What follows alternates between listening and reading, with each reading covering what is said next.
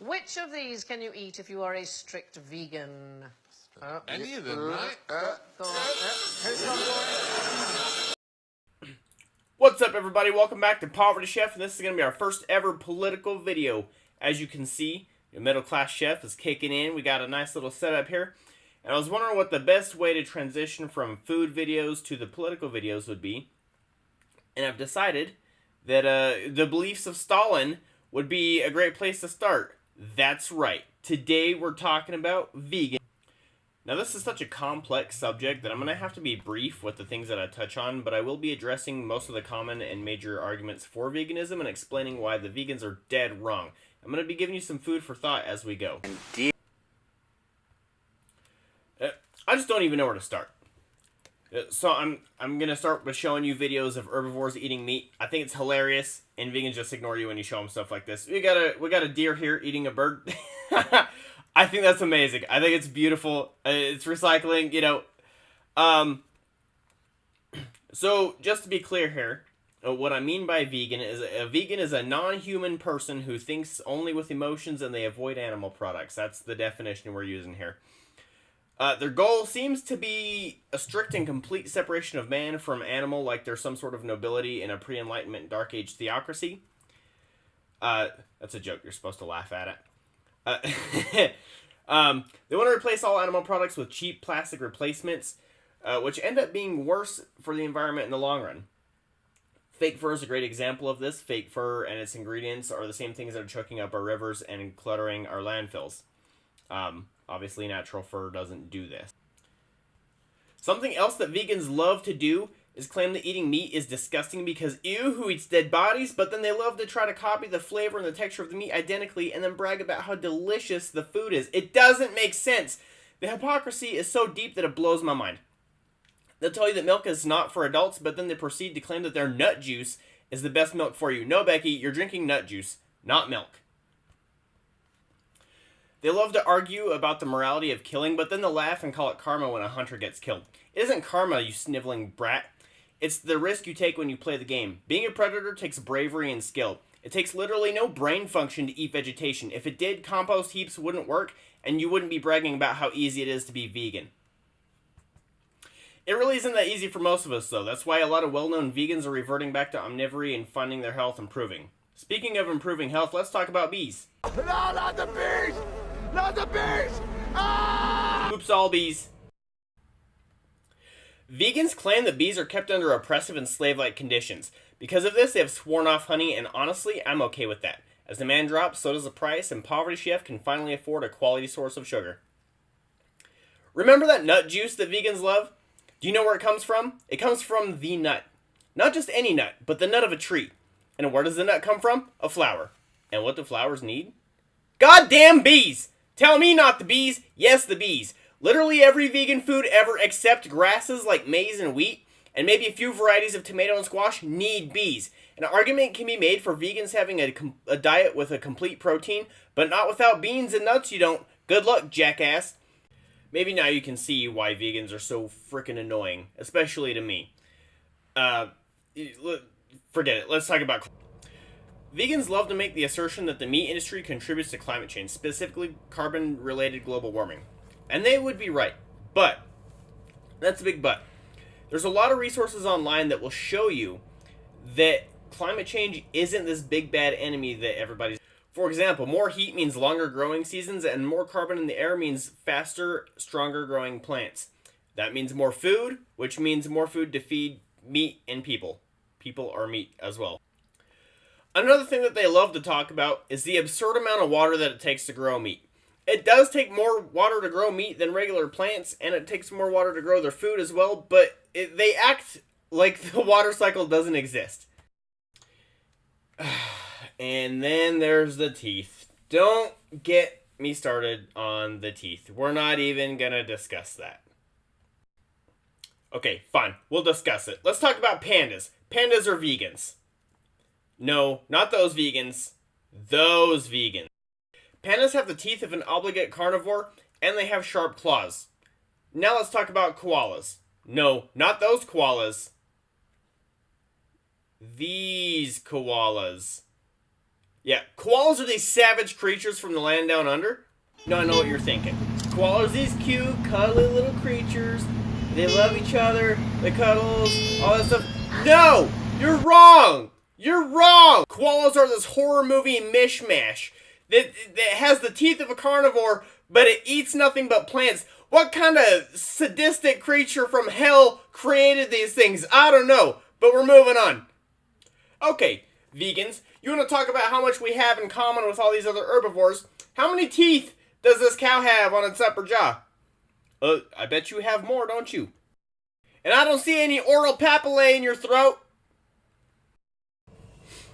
We also don't have chambered stomachs or a cecum, as you see here in a horse, and our rabbits also have them. Now, we're going to start talking about what comes after eating. So, this is your one chance to skedaddle out of here. Move, bitch! It's happening. It's happening. It's happening. Now, I'm not going to insult your intelligence and show you what a human poop looks like, but I'm going to show you what some animal poop looks like, and you tell me if it looks like yours. Or, you tell me if you've ever seen some dog poop, some carnivore poop, and if it looks more like that. Go pee. Hey.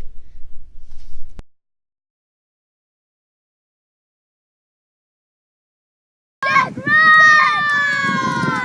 happened. Carnivores do not poop like us. Okay? Now, along the lines of other things that we have morphologically in common with predators and different with prey, is that our eyes are not mounted on the sides of our head like a prey animal. They're forward-facing so we can focus on our prey. That is absolutely a fact. Undisputable! Indisputable facts. Because that's what I have, is facts. And you can't dispute me, because I'm vegan. So, ha! Now we can talk about the morality of veganism. This is really the biggest argument that vegans have, and they tend to win with it because nobody is prepared to face a foundationally subjective argument when it's proposed as a fact. Morality is subjective. You can disagree, and God might even disagree. But there are thousands of people who claim to have the one true morality, and there's no way to verify who really has the moral way. So we have to approach morality as if it is subjective. We can't assume that there's a universal law because your universal law may be different than the next guy's. We can base our morality on nature. I say it a lot in both sides, vegans and the people that argue against them. When we use nature as an argument in a true, unabridged, and unmolested way, the simple fact is that nature doesn't care. There's no more karma against human hunters than there is against praying mantises that eat lizards alive, or against wolves who kill their prey with a painful process of exhaustion with the chase. Likewise, nature doesn't care what we eat. Suffice it to say, nature only cares about a more successful organism. And it doesn't really care how you go about doing that. That being said, some people operate better on a vegan diet. And I'm not knocking those people. I'm really not. My beef is with the militant evangelical vegans who try to tell me what to eat. And a newsflash, have you ever heard of a bell curve? Some people operate better on a vegan diet, and just as many people operate ideally on a strictly carnivore diet. The majority of us want to enjoy our omnivory in peace in the middle of that bell curve. And speaking of killing stuff, we weren't actually speaking of killing stuff, but now we are. Vegans kill tons of plants and pests when they eat their plants. Now, of course, my livestock eats a lot of plants. I accept that. And then I eat my livestock. So, realistically, I'm killing more. But that doesn't make you better just because you kill less. That's what we call the least harm fallacy. And it really speaks to the desperation of somebody's argument when they say, I killed fewer, therefore I am better. The point is that you claim to value life and you're still killing. And there's nothing on the planet that's alive that can exist without killing. Especially higher organisms like humans. We have to kill something in order to survive. And you have to accept that fact when you approach how you're gonna feed yourself. And if you wanna, here's another thing too: is a lot of people are like, "Oh, speciesism," because you eat a pig and not a dog, which I find hilarious. Because if that's speciesism, then vegans hate plants, which would be kingdomism, which is a bigger level. So in theory, it would be a worse hate crime. And that sounds ridiculous, right? So this is just me showing you how ridiculous the whole speciesist thing is. Another big thing that I see is anthropomorphization. It's a big word for me. I'm a Marine, anthropomorphize, it's not a word I should know. But when people do that to animals, it's really a sad mix, like, between being a furry and an environmentalist. There's a little bit of discharge in the cow's eye. The cow is crying. He's crying. She is crying because she lost her calf. The animal smells you and accidentally bumps you with its nose. Oh, it definitely kissed you. It was absolutely a kiss. Oh, you stole someone's pig? When it shits in your car, it is thanking you. That's the way vegans thank people, by the way. I'm kidding. No, most vegans can't even keep animals. First of all, I should never see a vegan that has a pet, because having a pet is inherently in itself a sort of exploitation, according to some vegans. And veganism is about separation of animal and human. So, well, humans from other animals. So you shouldn't have pets as a vegan anyway. Oh, and I love when people have their vegan cats. Well, my cat's on a vegan diet. He lost weight because he's not fat. He's not Garfield. I don't feed him lasagna.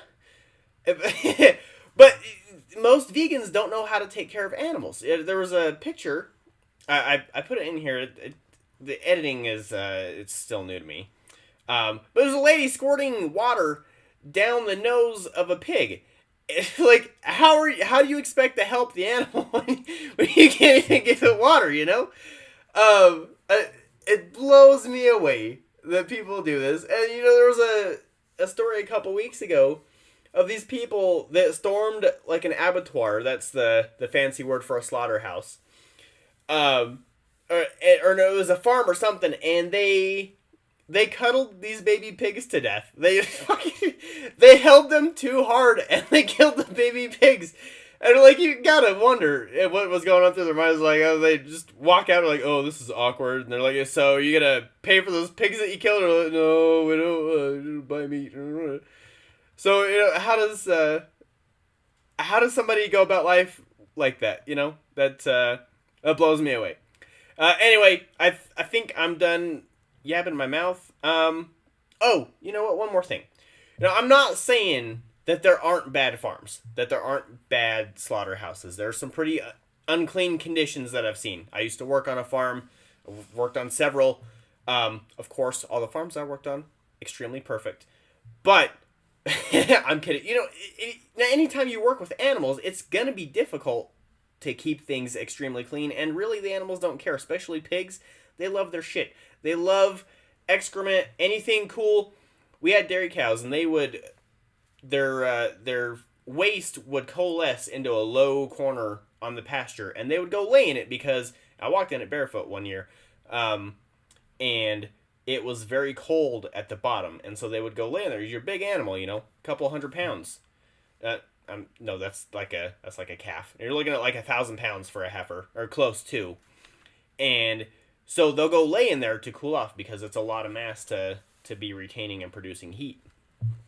And so what looks nasty and disgusting to us, a cow covered in mud and excrement, really isn't that disgusting to the cow. The cow doesn't have an issue with it. If she did, she would have been laying in the grass instead of in the waste. But I do think that there are some excessively bad conditions for some farm animals, and that should absolutely be taken care of. But you don't need to ban all meat to do it. I'm not going to be giving up meat. I'm going to keep sourcing locally, as should you. And I'm going to stop yapping my mouth now. But just real quick before I go, tell me how I did. Am I a meat tard? Are you a vegetard? Do you have a good counter argument? Did I miss anything? Do you think I can improve in any ways? You want to carry on the discussion? Let me know in the comments, because I'm sure you will anyway, because you're vegan and you CrossFit and you haven't seen Game of Thrones. So I'm curious which one you're going to tell me about first. Don't forget to like and subscribe.